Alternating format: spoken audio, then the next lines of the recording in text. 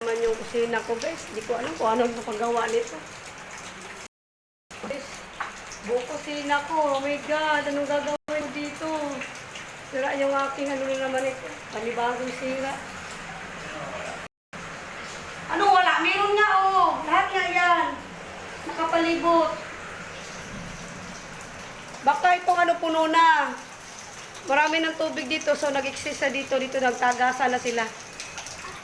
Ang malala, dito pa sa ilaw dumaan. Diyos ko po, buti narinig ko. Para tayo kilala kay Melody. Ganito kay Melody eh. Sa likod naman galing sa kanila. Papunta sa lang kabinet.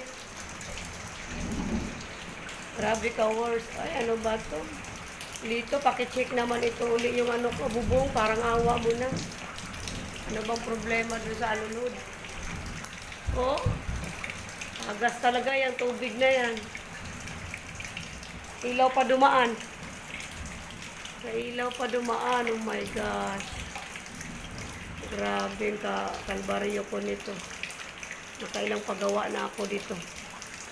Hindi lang isa, pangatlo, pangapat, panglima. My goodness.